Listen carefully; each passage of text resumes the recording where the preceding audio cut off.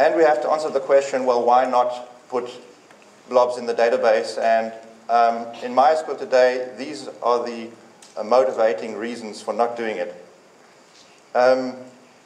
First of all, it makes your tables very slow. So because the blob data is being stored directly in the table, it's blowing up the size of my table.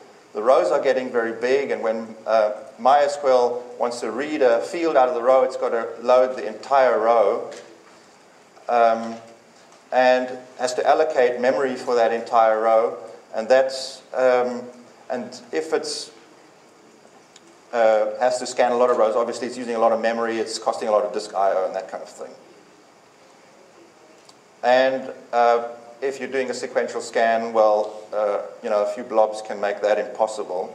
Okay, sequential scan is not very common, but sometimes you do occasional sequential scan for a batch job or something because you don't want to put an index on, and then this would eliminate that. Storing blobs makes that impossible. The database becomes simply too big to handle. It cannot be copied easily anymore. Backups become slow. This isn't the way, this is a common problem if you put blobs in MySQL today. If a blob is deleted, that space is not freed up, so it's not being freed up to the file system. So you're remaining, even if maybe you've reduced your database by half its size, you've still got these a huge amount of data to copy if you want to make a backup or if you want to make a snapshot of that. And it simply doesn't scale well. Replication works for blobs in MySQL today, but it slows your replication down. The data is being written to the binary log. The entire blob data is being written to the binary log. And this has been transported over the network and applied on the other side. That old problem, and I'll show you later when we talk about replication how that problem is actually solved by the BLOB Stream project. So the actual solution to these problems that I've just mentioned is the blob repository. And that is a collection of blobs which are stored outside of the row data. So they're stored in the database, but not in the actual table rows. Instead, a reference is stored in the table row. The advantages of this is that now for backup, basically the basic advantage is that I can treat my structured data, which is obviously in the database, and my unstructured data, which is in the database repository, the blob repository, differently for different tasks. If I'm doing a backup, I can take a complete snapshot of the structured data like I did before, because that's a relatively small amount, but I've got 100 gigs of blob data in my database, and I can back that up incrementally. And the snapshot and the incremental backup together form a complete backup of my database. The repository itself has functionality like automatic defragmentation and compaction, so if I delete something, that space is released. This is a task which must be handled differently to the way the normal transactional engine handles reclaiming of space.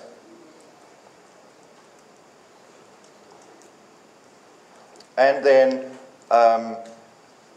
the data that's written to the repository is not written to the binary log, so that saves us time in replication. And as I say, I'll describe how that works later. And the repository itself can be scaled out easily. So I don't have to scale out my entire database when I'm mainly concerned about storing a massive amount of blob data. I can just scale out the blob repository, and I'll also be describing briefly how that will work. So this is the architecture of the system, one of the most important pictures, and gives you an overall view of how this works. First of all, we have on the server side a storage engine. But this is not a classic storage engine, but it's a pluggable storage engine in MySQL 5.1, like just like well, what else is pluggable? I think InnoDB said they released one, but PBXT in particular is a storage engine also developed by us, and that's fully pluggable, but it would work with any storage engine that would support this API, which is made available by the BLOB Streaming Engine, the server-side streaming API. So what we have here is we have two parallel connections. The BLOB Streaming Engine opens a port and supports a second transport mechanism to the server. So this is the standard client-server connection between the MySQL client and the MySQL server. And then we have a second connection, and this connection uses a stream-based protocol. And because we already have a very good one in the form of HTTP, that's what we're using here. And then on the client side, we have a small extension to the client API which enables the streaming. So what is actually happening here is we're using the functions get and put to transport the blob data in and out of the database, and storing the blob. The BLOB Streaming Engine has the control of the blob repository, and the standard engine, as I mentioned, has control of the structured data. And so a little bit more about the BLOB Streaming Engine. As I mentioned, it's not a standard engine, so you can't go ahead and do create table engine equal MyBS. That doesn't make sense in general. The BLOB Streaming Engine does have system tables, which are required to be created, but they're a specific format. I'll be describing that in a minute.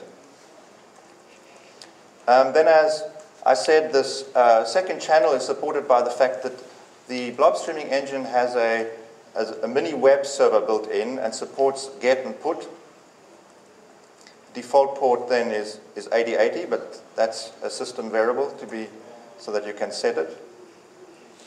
And then the blob repository, which stores the blob data, and the blobs in the repository can be referenced from the tables.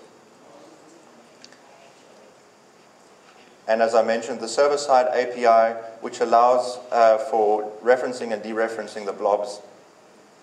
And I'll give an example of that later. So if we have a look at the repository, as I said, there are system tables. There are two system tables which give you a direct look into what's in the blob repository. So the MyBS repository table contains one row for every blob in the repository, and the MyBS reference table contains one reference for every reference to each blob. So a blob in the repository can actually have multiple references. That occurs if I do a select insert. I suddenly end up with two references to every single blob in the database, in the table. It doesn't have to copy the data to do that. That's just one example. And now, a very important aspect of the blob repository is the temporary blob timeout. Now, blobs that are no longer referenced by anything in the repository should be deleted. That's obvious. The problem is, as you'll see later, the way the mechanism works is that blobs are uploaded, they aren't referenced by any table initially. So that would mean actually, by just going by this rules, it would actually have to delete that thing immediately. So instead of doing that, it creates a temporary reference to that table, and the temporary reference has a timer on it. And as soon as that reference timer times out, then the reference is deleted, and then there's no more references to the blob, and the blob is also deleted. So if there are no more permanent references to a table, the repository will create a temporary reference, and the timer will start ticking. I'm going to demonstrate that in a minute. This timeout can be set by a system variable. Okay, so I have to sit down for the demo.